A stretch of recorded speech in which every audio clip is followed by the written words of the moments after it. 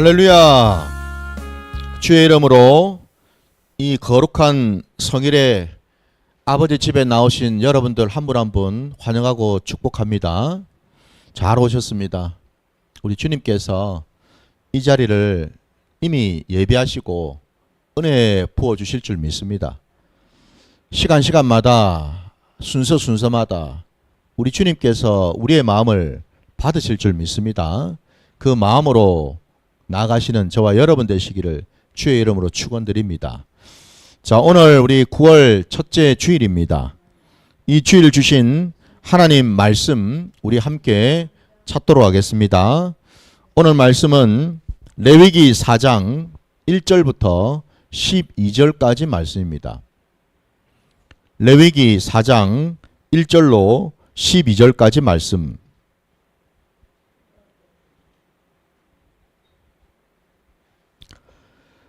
다 찾으신 줄 알고 제가 말씀을 봉독하겠습니다. 함께 봐주시기 바랍니다. 여호와께서 모세에게 말씀하여 이르시되 이스라엘 자손에게 말하여 이르라.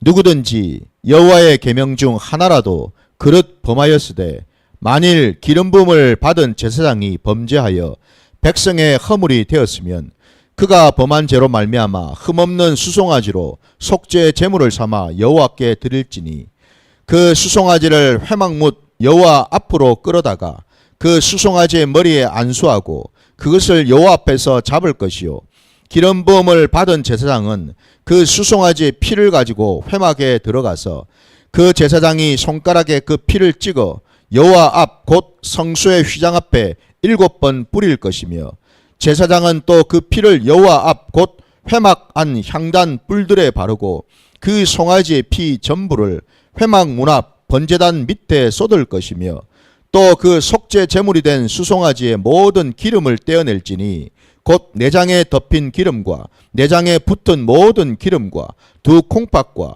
그 위에 기름 곧 허리 쪽에 있는 것과 간에 덮인 거풀을 콩팥과 함께 떼어내되 화목제 제물의 소액에서 떼어냄 같이 할 것이요 제사장은 그것을 번제단 위에서 불사를 것이며 그 수송아의 가죽과 그 모든 고기와 그것의 머리와 정강이와 내장과 똥 곧 그 송아지의 전체를 진영 바깥 재버리는 곳인 정결한 곳으로 가져다가 불로 나무 위에서 사르되 곧 재버리는 곳에서 불사를 지니라.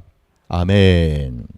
자, 오늘 우리에게 허락하신 이 말씀을 가지고 의인은 하나도 없나니 라는 제목으로 말씀을 증거코자 합니다. 자, 오늘 우리가 이제 함께 말씀을 나눈 것처럼 우리가 읽은 이 본문 안에는 이 속죄 제사에 대한 말씀을 지금 우리에게 가르쳐 주고 계십니다. 물론 이제 오늘 우리가 읽은 이 본문 뒤에도 계속 반복 이어서 속죄 제사에 대한 내용들이 나오고 있는데 특별히 이제 우리가 이제 앞부분만 이렇게 우리가 함께 나누었습니다. 먼저 여러분 이 속죄 제사라는 것은요, 그 제사가 가지고 있는 중요한 어떤 특징을 먼저 보자면은 이 속죄 제사는 여러분 이스라엘 백성들 전체에 해당되는 제사라고 볼 수가 있겠죠. 특정한 자만 나와가지고 제사를 드리는 것이 아니고요. 이스라엘 백성들 곧 하나님이 택한 백성이라면 누구라도 예외 없이 모두에게 해당되는 그런 제사다라고 먼저 얘기할 수 있겠습니다. 왜 그러냐면은 오늘 우리가 읽은 본문에는 사실은 여러분 제사장이 이 지은 죄에 대해서만 우리가 말씀을 보았습니다. 아까 우리가 읽은 그 3절에 만일 기름 부음을 받은 제사장이 범죄하여 백성의 허물이 되었으면 이라고 되어 있습니다.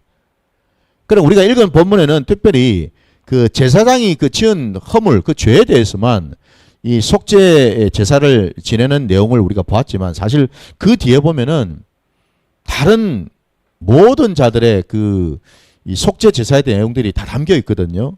그거를 이제 간단하게 한번 찾아보면은 먼저 여러분 13절 말씀을 보게 되면은 거기에 만일 이스라엘의 온 회중이 여호와의 계명 중 하나라도 부지 중에 범하여 허물이 있으나 스스로 깨닫지 못하다가 라고 되어 있어요. 여기는 지금 이스라엘 온 회중이라고 되어 있습니다. 그죠? 예외가 없죠. 그죠? 온 회중입니다. 더 나아가서 또 22절 말씀에 또 보시게 되면요. 거기에 이래 되어 있습니다. 만일 족장이 그의 하나님 여호와의 계명 중 하나라도 부지 중에 범하여 허물이 있었는데 라고 해서 여기는 지금 이제 족장이 나오죠. 그죠? 그 이스라엘에 여러 지파들이 12지파가 있는데 그죠? 그리고 그 지파들마다 그 지파를 또 대표하는 자들이 있겠죠. 그죠? 그 집안이 있단 말입니다.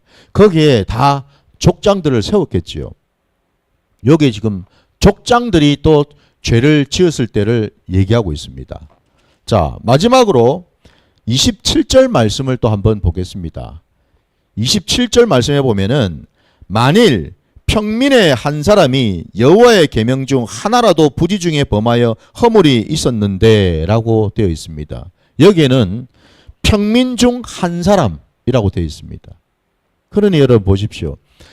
제사장뿐만 아니라 이스라엘 온 회중이 그리고 족장들이 그리고 평민 중에 한 사람이라도 죄를 범하였을 때 예외 없이 모두가 해야 되는 제사가 바로 속죄 제사라는 겁니다. 바로 이것 때문에 여러분, 이것 때문에 제가 오늘 말씀의 제목을 의인은 하나도 없나니라고 한 겁니다. 여러분. 하나님 앞에 죄 짓지 않고 흠없고 깨끗한 자가 한 사람도 없다라는 겁니다. 하나님이 택한 백성이라 하더라도 말입니다. 바로 그 점에서 여러분 이 속죄 제사라는 것은 우리 모두에게 해당되는 제사인 줄 믿습니다. 여러분. 그리고 또 한 가지 특징은 또 뭐냐면은 이 속죄 제사라는 것은요. 아까 우리가 읽었던 부분도 있지만은 특별히 아까 여러분 우리 13절 말씀에 보게 되면은 만일 이스라엘 온 회중이 여호와의 계명 중 하나라도 부지 중에 범하여 라고 되어 있습니다. 여러분. 속죄 제사는 죄를 짓긴 지었는데 어떨 때 이 제사를 드리냐면은 죄를 부지 중에 범했을 때 곧 뭐예요? 실수로 고의가 아니죠. 그죠? 실수로 말입니다. 죄를 지었을 때 내가 인지하지도 못하고 깨닫지도 못한 상황에서 우리는 죄를 지을 때도 있지 않습니까? 그죠? 예. 나도 모르게. 의도적인 게 아니죠. 절대로. 그죠? 예. 고의가 아닙니다. 여러분. 실수로 우리가 여러분 잘못을 할 때가 있잖아요. 내 의도와 상관없이 죄를 지을 때가 있잖아요. 그죠? 그럴 때에 하나님께 나와서 제사를 드리는 것이 바로 이 속죄 제사입니다. 그러면은 여러분 그 죄 중에는 또 부지 중에 일단 뭐예요? 실수로 짓는 죄도 있겠지만은 고의적으로 의도적으로 짓는 죄가 있겠죠. 그죠? 계획적으로 짓는 죄가 있겠죠. 그죠? 이건 악한 것 아닙니까? 이런 죄는 그러면은 하나님이 어떻게 처리를 하실까? 그 내용을 또 우리 한번 찾아봅시다. 어디 보시냐면 여러분 민수기로 한번 가보십시오. 민수기 15장 30절 31절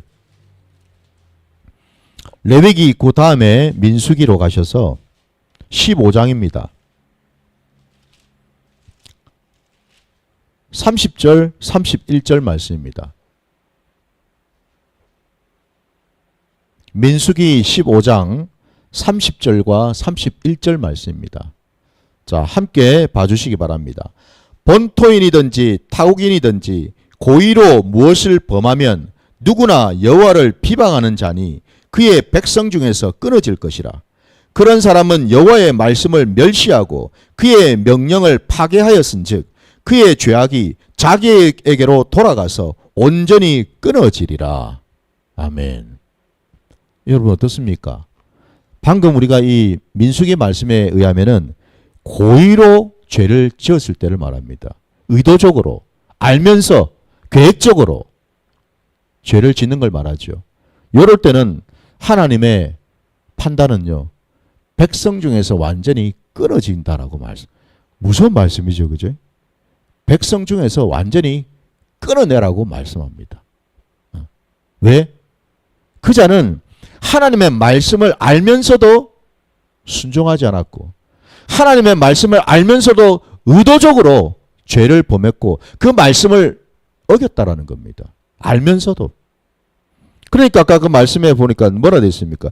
여호와를 비방하는 자라고 말씀합니다. 여기서 여호와를 비방한다는 뭐예요? 하나님의 말씀을 가볍게 여기고 경홀히 여기고 하나님의 말씀을 의도적으로 어기고 그 말씀을 대적한다 이런 뜻입니다. 여러분. 더 나아가서 31절에도 보니까 이래 되어 있죠. 여호와의 말씀을 멸시하고 그의 명령을 파괴한 자라고도 말씀하고 있습니다. 아주 적나라하게 지금 말씀하고 있지 않습니까? 여러분, 부디어 저와 여러분이 오늘 말씀처럼요. 우리들도 언제든지 이 성화의 과정을 걸어가는 중에 연약하고 부족하기 때문에 하나님 앞에서 혹은 사람 앞에서 죄를 지을 수가 있습니다. 여러분. 실수할 수가 있습니다. 허물이 생길 수가 있겠죠. 그죠? 누구라도 말입니다. 그러나 또한 우리가 분명히 알아야 될 것은요. 여러분. 죄를 지을다 하더라도 고의로 의도적으로 계획적으로 작정하고 죄를 지어서는 안 될 줄 믿습니다. 여러분. 이거는 여러분 하나님이 절대 용서를 안 하신다고 분명히 말씀하고 계십니다. 그래 이게 무서운 말씀 아닙니까 여러분. 그죠? 왜?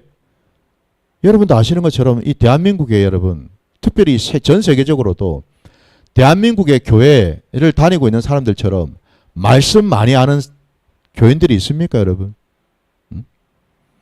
말씀을 여수같이 잘하는 게 우리 대한민국 땅에 있는 한국 교인들 아닙니까 여러분? 그 말은 이것은 뭡니까? 말씀을 아는데도 죄를 지을 수 있다라는 겁니다 여러분. 의도적으로 말입니다. 고의로 말이죠. 그는 하나님께서 그냥 두지 않으신다고 말씀하셔요. 여러분. 이게 참 무서운 말씀입니다. 목사도 누구라도 여러분. 특히나 이 목사는 말씀을 붙들고 있는 자 아닙니까? 말씀을 전하는 자 아닙니까? 말씀을 가까이 해야 되는 자 아닙니까? 누구보다도. 근데 그 목사가 하나님 앞에서 범죄를 한다? 이거는 여러분 의도적일 경우가 많겠죠. 왜? 목사가 목사를 말씀을 모르는 자가 아니잖아요, 여러분. 누구라도 여러분. 그래서 이 말씀을 여러분 정말 우리가 두렵고 떨림으로 이 말씀을 받아야 되는 줄 믿습니다, 여러분. 아무리 구약의 말씀이라 하더라도. 이 말씀도 어쨌든 하나님이 주신 말씀이기에 분명히 우리가 깨달아야 되겠죠. 왜 제가 이 말씀을 드리냐면 사실은 여러분 이 땅에 우리 주 예수 그리스도께서 오신 까닭이 뭐겠습니까? 가장 본질은 바로 우리 죄 때문 아닙니까 여러분? 다른 이유가 있습니까 여러분? 예수님이 이 땅에 오신 이유는 딱 하나입니다. 죄 때문입니다. 우리의 죄. 하나님의 죄가 아니고요. 우리의 죄 때문 아닙니까? 근데 그 죄가 그 원죄가 여러분 시작이 어디로부터 왔는지 우리가 창세기에서 이미 보고 있지 않습니까 여러분? 네? 우리 말씀 생각난 김에 같이 한번 찾아보지요. 우리 창세기 3장으로 한번 가보십시오. 여러분 창세기 그 3장 전에 그 2장부터 먼저 한번 볼게요. 2장 말씀인데 창세기 2장에 여러분 15절부터 17절까지 말씀을 한번 보십시오. 창세기 2장 15절부터 17절입니다. 자, 거기에 여호와 하나님이 그 사람을 이끌어 에덴 동산에 두어 그것을 경작하며 지키게 하시고 여호와 하나님이 그 사람에게 명하여 이르시되 동산 각종 나무의 열매는 내가 임의로 먹되 선악을 알게 하는 나무의 열매는 먹지 말라. 내가 먹는 날에는 반드시 죽으리라 하시니 라고 말씀하지요.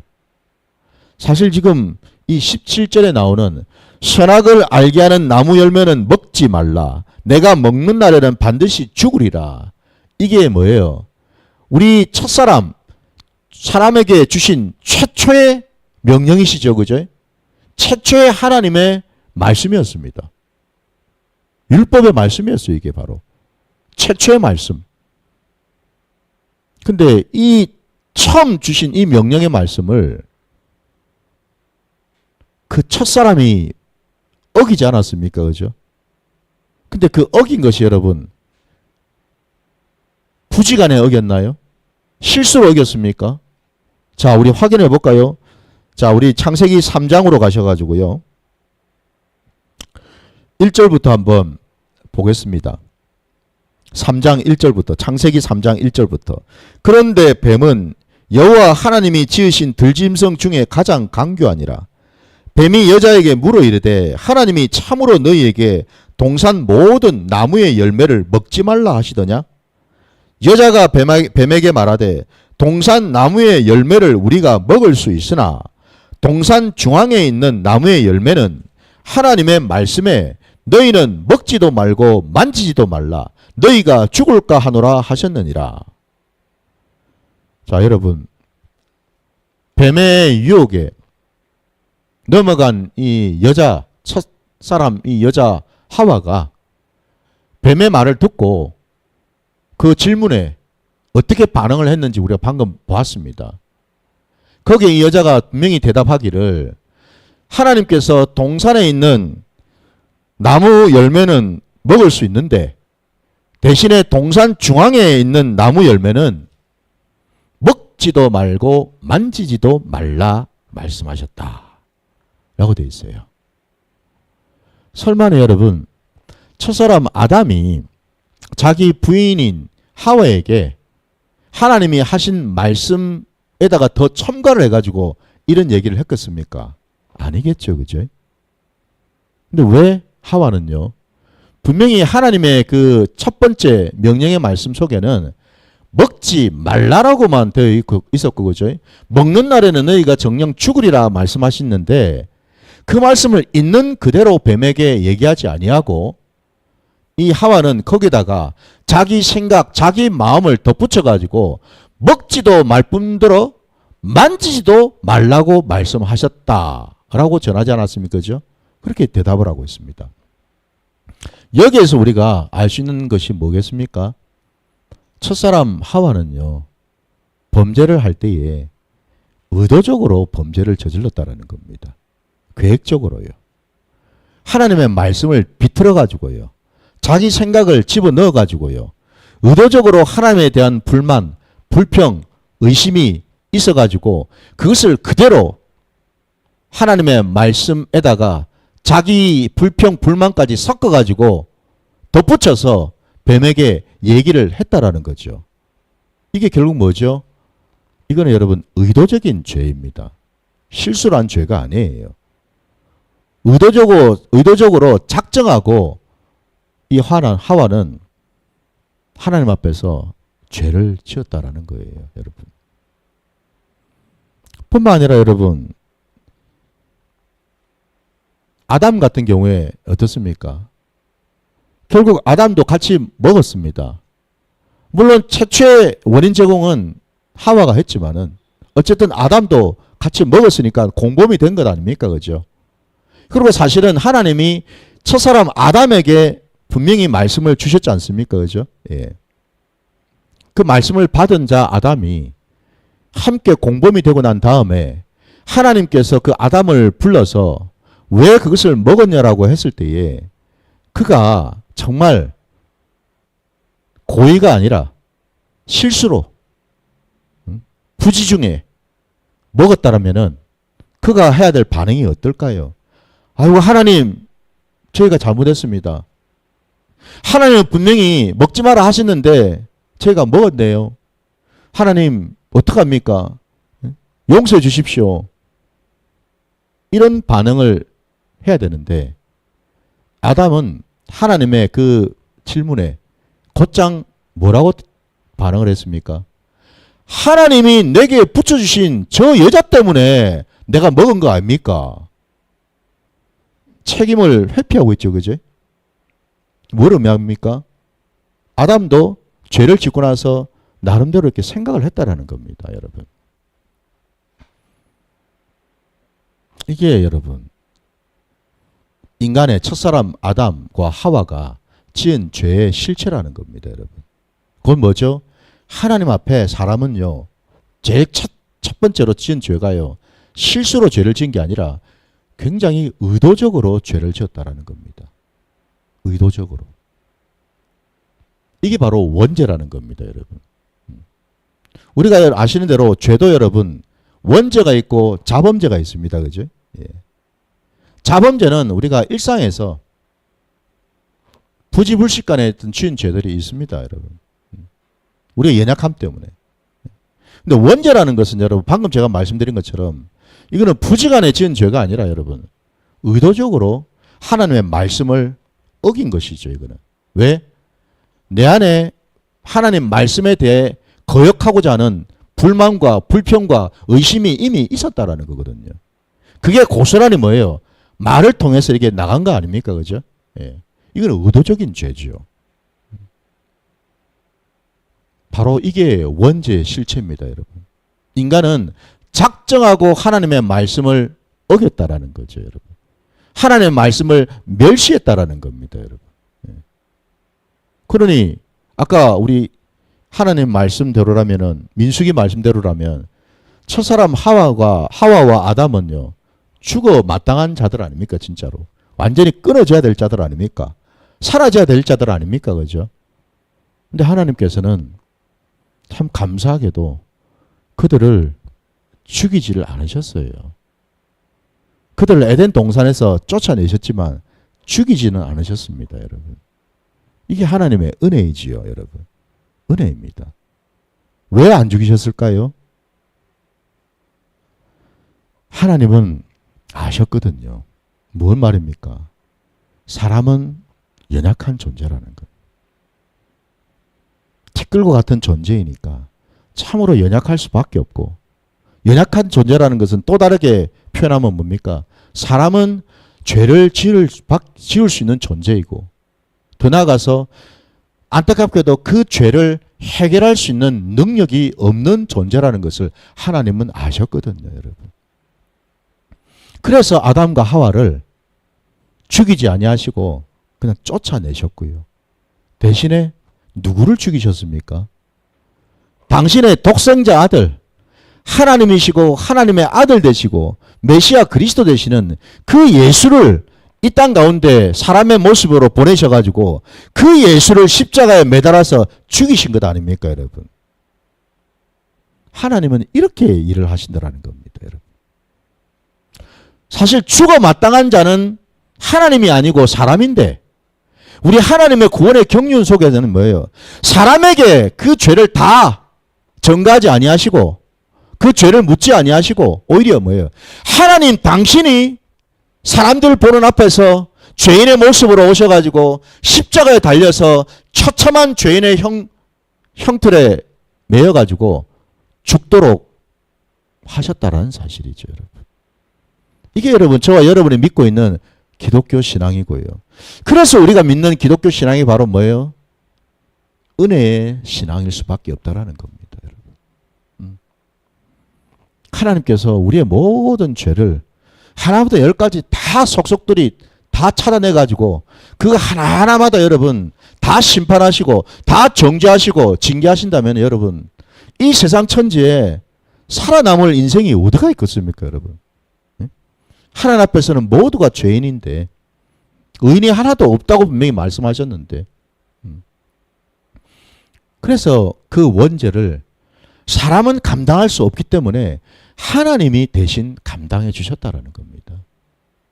그래서 우리가 읽은 오늘 이 본문 말씀 여러분 다시 보시면은 거기에 놀라운 어떤 그런 이 속죄 제사를 드릴 때에 행해지는 그 일들 중에서 특별히 우리가 좀 봐야 될 부분들이 있어요. 그 중에 여러분 먼저 4절을 말씀해 보니까 그 수송아지 머리에다가 안수를 하라고 되어 있습니다. 그죠? 제물로 바칠 그 짐승의 머리에다가 먼저 안수를 하게끔 되어 있습니다. 그리고는 여러분 5절에 그 수송아지의 피를 가지고 회막에 들어가라고 되어 있습니다. 잡은 그 수송아지의 그 피를 가지고서 회막으로 들어갔어요, 여러분. 제사장이 6절에 보니까 손가락으로 그 피를 찍어가지고 여호와 앞 곧 성소 휘장 앞에 7번 뿌리라고 말씀하고 있습니다. 여러분. 성소의 휘장 여러분 아시죠? 성소와 지성소를 가르고 있는 그 휘장. 그리고 그 성소로 우리가 또 들어갈 때 천막이 처지가 있지 않습니까? 그 휘장이 있죠. 그죠? 거기에도 뿌리고. 이게 뭘 의미하겠습니까, 여러분? 거기에 7번을 뿌리라고 말씀하신 이게 뭘 의미하겠어요? 다름이 아니라 여기에 이 피를 굳이 들고서 제사장이 성소 휘장 앞에다가 7번을 뿌린다라는 의미는 사실은 우리 주님의 그 보혈을 예표하지 않습니까? 그죠? 이 땅에 우리 주님께서 피 흘려 십자가에서 죽으신 것 아닙니까? 속죄 제물이 되셔서 그죠? 죽으셨잖아요. 주님의 그 보혈이 우리를 살리신다는 것 아닙니까? 그죠? 주님의 보혈만이 우리를 살리실 뿐만 아니라 우리를 거룩하게 하신다라는 뜻 아니겠습니까, 여러분? 그래서 여러분 우리가 주의 보혈을 날마다 우리가 의지할 수밖에 없다라는 것입니다. 주님의 보혈 때문에 우리는 죽지 않고 살 수가 있었고 주님의 보혈 때문에 우리는 감히 하나님 존전에 나아갈 수 있는 자격을 갖게 되었다라는 것 아닙니까, 여러분? 이게 다 우리 주님의 공로죠. 십자가 공로라는 겁니다. 바로 그 주님의 그 피가 말이죠. 성소 휘장에도 이렇게 뿌려지고 여러분. 오늘 그 뒤에 또 보니까 7절에 보니까 뭐라 했습니까? 회막 안 향단 뿔들에도 바르라고 되어 있지 않습니까, 여러분? 그 분향단 말입니다. 그 분향단에 그 내 기퉁에 있는 그 뿔, 내 뿔이 있죠, 그죠? 그 뿔에도 바르라고 말씀했습니다, 여러분. 하나님을 예배하기 위해서는 여러분 성소의 그 휘장, 하나님을 만나기 위해서는 반드시 여러분 필요한 것이 예수 그리스도의 보혈의 능력이라는 겁니다. 보혈이 뿌려질 때 여러분 이걸 우리가 생각해 보십시오. 예수님께서 십자가에 달리시고 숨을 거두셨을 때 곧바로 일어난 사건이 뭐였습니까? 그 당시 헤롯 성전이었죠. 그죠? 그 헤롯 성전에 성소와 지성소를 가르고 있던 그 길고 두꺼운 휘장이 위에서부터 아래까지 완전히 그냥 찢어져서 갈라지지 않았습니까? 그죠?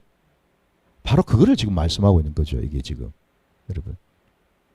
주님의 보혈만이 거룩하신 하나님 앞으로 나아갈 수 있는 유일한 방법이기 때문에 그렇다는 것 아닙니까? 이거를 오늘 말씀 속에서 우리에게 가르쳐 주시고요. 향단 뿔에다가 그 피를 또 바르는 이유는 뭐겠습니까? 분향단이 뭘 말합니까? 거기는 성도들이 하나님 앞에 나가서 간절히 기도하는 곳 아닙니까, 여러분? 기도할 때도 주님의 보혈의 권세가 필요하다는 것 아닙니까? 주님의 보혈이 발라진 그곳에 사단 마귀는 떠나가고 오직 하나님을, 거룩하신 하나님을 만날 수 있는 그런 기도의 공간이 될 수가 있고 기도의 자리로 나아갈 수 있는 조건이 된다는 것 아니겠습니까, 여러분? 그래서 여러분 우리가 기도할 때에도 주의 보혈을 뿌리고 기도하는 거예요. 주의 보혈을 내 심령에도 뿌리고 여러분. 내가 기도하는 그 장소에도 뿌리고 여러분. 그리고서 기도의 자리로 나간다는 겁니다. 주님의 그 보혈이 그 권세가요. 사단의 그 모든 그 방해로부터 막아주시겠죠. 그죠? 예. 우리의 기도가 여러분, 우리 기도가 여러분 아시지 않습니까? 기도를 해보신 분들은 기도가 늘 여러분 잘 되는 것만은 아니지 않습니까? 때로는 기도하는데 막 잡생각 들어오죠. 기도하는데 오만 것들이 막 이렇게 막 어른어른거리죠. 예? 기도에 집중하지 못할 때가 많죠. 그죠? 왜 그렇겠습니까? 사단이 방해라니까 그렇지요. 딴 이유가 있겠습니까? 우리가 안단 말입니다. 이 기도가 얼마나 중요한지를. 사단도 안단 말입니다. 기도가 얼마나 중요한지를. 기도를 통해서 하나님 앞에 나가는 걸 사단도 알거든요.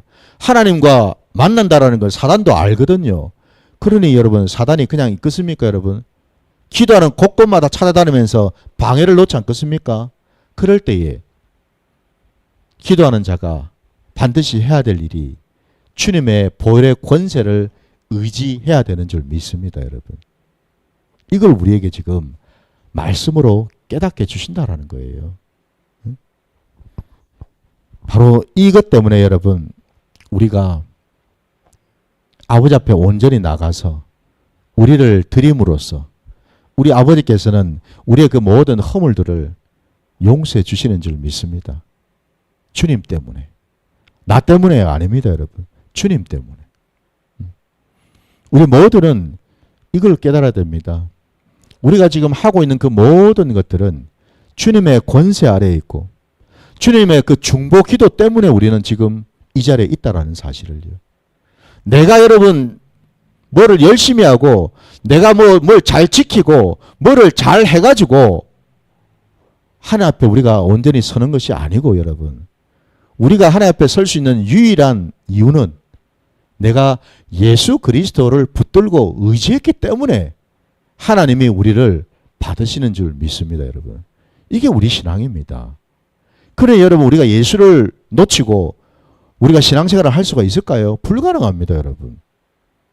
예수를 제껴버리고 내가 앞에 나가서 하나님 좋았습니다. 하나님 제가 이런 기도 드립니다. 하나님 내가 그동안 하나님 위해서 이 일도 하고 저 일도 하고 이것도 주고 이것도 드리고 저것도 드렸으니까 하나님 이제는 나를 보시고 내게도 이런저런 것들을 허락하시고 은혜를 주셔야지요 라고 한다고 하나님께서 우리에게 그것들을 주시겠습니까? 아닙니다, 여러분. 오직 주님 때문인 줄 믿습니다. 모든 것이 주님으로 말미암았음을 믿으시기 바랍니다.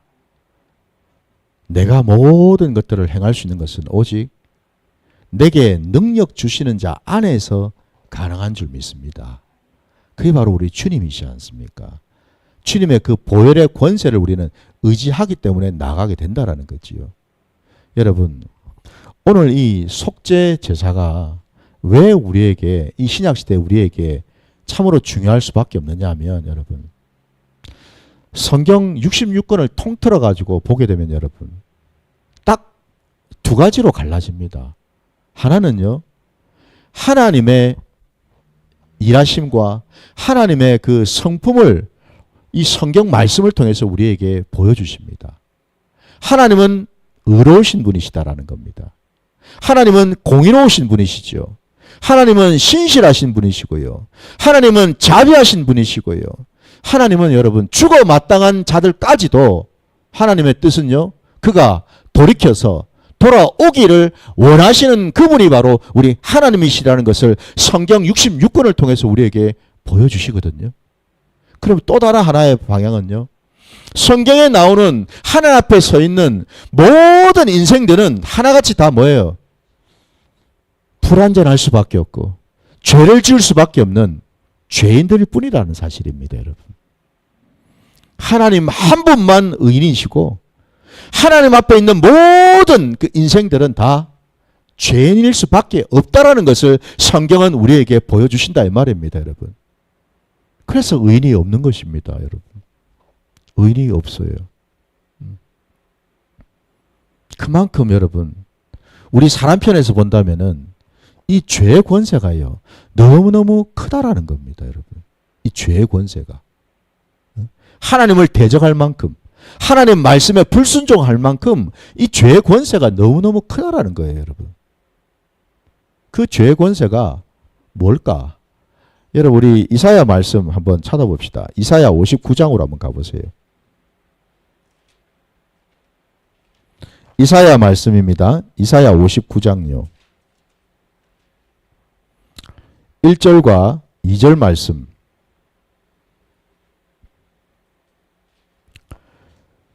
이사야 59장 1절 2절 말씀입니다. 여호와의 손이 짧아 구원하지 못하심도 아니요 귀가 둔하여 듣지 못하심도 아니라 오직 너희의 죄악이 너희와 너희 하나님 사이를 갈라놓았고 너희 죄가 그의 얼굴을 가리어서 너희에게서 듣지 않으시게 함이니라. 아멘. 결국 우리의 죄가 문제라는 거죠. 우리 죄가 결국 뭐죠? 하나님과의 관계를 끊어놓았다라는 것입니다, 여러분. 이게 죄의 권세입니다. 제일 첫 번째 죄가 왜 권세가 있느냐면 그 죄로 인해 가지고 우리가 하나님과의 관계로부터 끊어진다라는 사실입니다. 오늘 이 이스라엘 말씀처럼요. 하나님이 손이 짧으신 분도 아니고 귀가 먼 분신도 아닌데 왜 우리의 간구를 못 들으시는가? 우리 죄 때문이라고 말씀하십니다. 그 죄가 담을 쌓아가지고 철옹성 같은 담을 쌓아가지고 결국 하나님과의 관계가 끊어지도록 만들어버렸다라는 겁니다. 이게 놀라운 죄의 권세이죠. 그죠?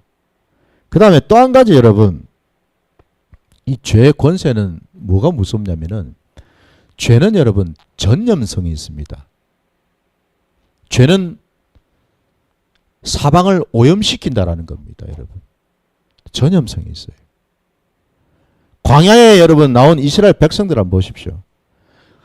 한 사람 입에서 두 사람 입에서 불평 불만이 터지니까 막 삽시간에 퍼지기 시작하죠. 그죠? 그 불평 불만이. 예. 죄는 이렇게 여러분 전염성이 굉장히 강합니다. 한 사람의 입에서 나온 말이 여러분 그냥 한 사람으로 끝나겠습니까? 아닙니다. 거기에는 반드시 여러분 동조 세력이 또 있습니다. 그 말에 함께 해주고 동의해주고 함께 하려고 하는 자들이 분명히 있다라는 거예요. 여러분. 왜? 사람 안에는 그 악한 본성이 늘 도사리고 있거든요. 마치 뱀이 또아리를 틀고 다 이렇게 언제 튀어오를지를 기다리고 있는 것처럼 우리 안에 있는 이 악한 본성이 언제고 기회만 엿보고 있다가 틈만 생기면은 딱 튀어 올라오거든요. 함께 죄를 짓게 돼 있다 이 말입니다, 여러분. 그럼 여러분 아까 우리 첫사람 아담과 하와를 보십시오, 여러분. 하와가 죄를 지었는데 그럼 자기 혼자 그냥 먹고 입 싹 닫고 그냥 모른 체 하고 있으면 좋았을 건데 예? 자기 남편인 아담에게까지 들고 가서 먹으라고 주지 않았습니까? 뭐 먹으라고 줬는지 아니면 나무 밑으로 불렀는지는 알 수는 없지만은 어쨌든 공범을 만들었잖아요. 이게 여러분 죄의 본성이라는 겁니다. 죄의 권세라는 거예요. 쥐만 죽은 게 아니라 다른 사람까지 같이 죽여버린다라는 겁니다, 여러분. 이게 무섭다라는 겁니다. 이게 죄의 권세거든요. 그래서 여러분 교회 안에서도 우리의 삶의 자리에서도 이 죄 문제를 빨리 우리가 깨닫고서 이걸 끊어내는 것이 급선무라는 겁니다, 여러분. 이거를 자꾸만 놔두고 문기적거리면 문기적거릴수록 이 죄는 점점 누룩처럼 막 퍼지겠죠, 그죠? 막 퍼져나갑니다, 여러분. 어느 한 부분에서 이게 나타나기 시작하면은 이게 점점 퍼져나가서 여러분 모든 영역으로 삽시간에 퍼지는 게 이게 죄라는 겁니다, 여러분. 우리 하나님께서 그와 같은 그 죄의 본성을 권세를 모르실 리가 없으시죠, 그죠? 그래서 우리 주님께서 십자가에 죽으신 것 아닙니까? 십자가에서 죽으신 까닭이 뭐예요? 죄의 근원을 완전히 그냥 발본 세곤하신 것 아닙니까, 그죠? 죄의 근원이 뭔데요? 사단 마귀 아닙니까, 여러분? 우리 주님이 십자가에서 달려 죽으셨다는 것은 마귀 편에서 볼 때는 뭐겠습니까? 마귀의 머리통을 완전히 그냥 박살을 내셨다는 것 아닙니까, 여러분? 숨통을 끊었다라는 거예요, 이게 바로, 여러분. 죄의 근원을, 죄의 뿌리를 완전히 그냥 잘라내셨다라는 뜻입니다, 이게. 그래서 여러분, 우리가요, 주님의 십자가를 날마다 붙들고 나가야 되는 줄 믿습니다. 그 십자가를 붙들 때 우리는 죄의 본성을, 죄의 근원을 완전히 끊어낼 수가 있기 때문에 그렇습니다. 십자가를 의지하지 않고 그냥 적당히 내 머리로, 내 생각으로, 내 감정으로 아이고 그냥 내가 이거 잘못했네. 아이고 이거 내가 실수했네. 아이고 하나님 용서해 주세요. 아니라는 겁니다, 여러분. 죄를 자복하고 우리가 죄의 권세를 이기려면 반드시 주님의 십자가를 통과할 때 우리는 죄로부터 완전히 자유해지는 줄 믿습니다. 그러니 여러분, 주님의 십자가를 날마다 가까이 하시기 바랍니다. 어차피 우리가 이 땅을 사는 동안에 아직은 우리가 끊어내야 되고 처리받아야 될 것들이 남아있지 않습니까, 여러분? 그때마다 우리는 십자가를 계속 붙드는 거예요.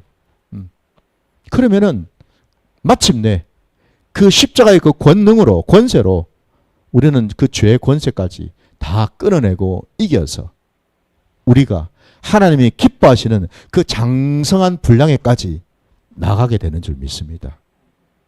이 사실을 여러분 깨달으셔서요, 이제는 무엇보다도요, 내 삶의 자리에서 죄의 권세를 끊어내신 그 주님을 더 의지하시고 그 끊어내 주신 그 십자가를 더 붙들고 나아가셔서 마침내 죄 문제 때문에 우리가 신음하고 고통을 받는 것이 아니라 이제는 뭐예요? 하나님을 더 가까이 하고 하나님을 더 붙들고 나감으로써 이제는 여러분, 죄가 아니라 의인된 자로서 날마다 우리 주님이 기뻐하시는 그러한 모습으로 온전히 세워 가시기를 주님의 이름으로 축원드립니다. 자, 오늘 말씀 여기까지 우리 하고 함께 찬양하고